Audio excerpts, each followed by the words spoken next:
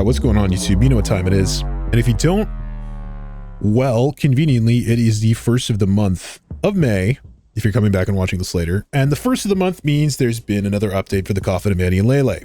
It's just that time of the month. That's when we do it. Okay, so what do we have this time?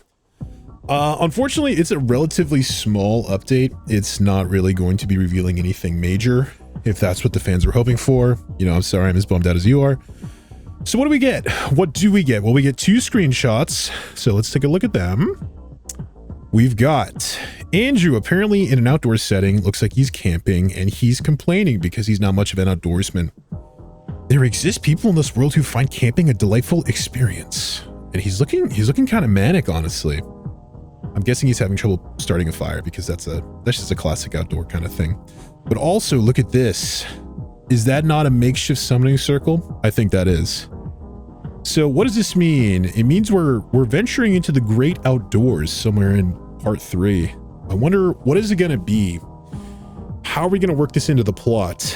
Are they just going to try to, I don't know, maybe just become in the woods, just living in nature like hermits? That could be part of the plan. Okay, so screenshot 2. We've got a, don't look at this. I saw that. I have an eye tracker. What are you doing? Come on. We have a picture of Ashley. She's moping. She's thinking to herself, because you're just as full of shit as me. I don't think there's anyone she could be referring to except for Andrew. I think that's what this is. She's looking pretty sad. I'm guessing, well, okay, if I really had to guess, I think Andrew's denying something and Ashley's upset about it. And she's like, you're just as full of shit as me. I'm not going to say what it is that's being denied here. I'm looking into the future. I'm using my powers. Okay, so besides that, what do we have?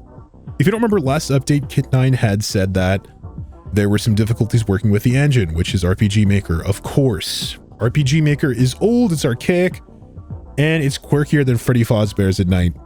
It looks like the tool they mentioned is working well enough, but they still say the changes in workflow have not been observed long enough to know how much delay there is going to be. So there is going to be delay no matter what. It's not like there'd been a concrete date for the release anyway, so, you know, they could have just lied. But hey, you know, they're being honest. They're being above board here. So the final thing they left us with is a little YouTube clip just like last time. So let's take a look at that now and we can do our baseless analysis and, you know, crackpot theories. All right, episode 3 preview, vegetables. So here, it's a bit confusing because Andrew here is quite young and he's exploring what looks like to be an abandoned basement. And there is clearly a demon summoning symbol here. So this is kind of weird. If Andrew has already run into this at some point in his life, why does he have no memory of this in the future? You know, when he sees the neighbor, and I don't know, it just sort of strikes me as strange. So I don't think time travel is involved. So could there be some sort of thing where he's like psychologically reverting to himself as a child? I don't know why he would be a kid here. And unless they're trying to tie into the cult to the siblings' past, and it's like this actually wasn't their first run-in with the cult. But that still doesn't really explain why they would have no reaction to what happens in the present timeline or whatever. So I don't get why he's a kid here. It's very perplexing to me. Let's continue. So he lights the candles just to see, and he's looking around for his sister, of course. And he thinks she's hiding down here. Let's make sure we get the volume up. Yeah.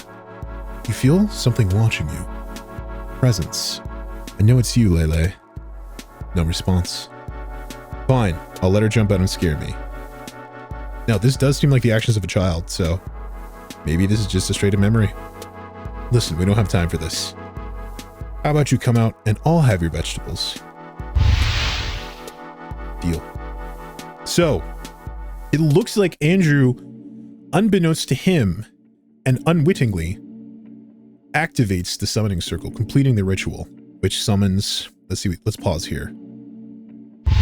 It is titled Something Terrifying, the room goes red, and it looks like the deal he struck was he will eat vegetables and something terrifying will come out. That's pretty much the exact words. So let's look. Let's overanalyze. How about you come out? So the deal he struck is this entity is going to come out. Is it somehow Andrew's fault that this thing is out in the world to begin with? I don't know. Let's overanalyze, guys. Let me know in the comments what you think. So in exchange, Andrew's going to have to eat some demon vegetables, I guess, from Demon Land. Okay, so after this, Andrew passes out. It looks like long enough that the candles have gone out naturally, or maybe he's covered in the red flowers, which we've seen before. How long was I out? So he doesn't know how long it's been. How did I even pass out? I thought I ate enough lunch. So it looks like he doesn't have a memory of what just transpired. So maybe that explains why in the future he's not like, oh, I know what this is. This cult tries to summon demons. Then we hear, even more perplexingly,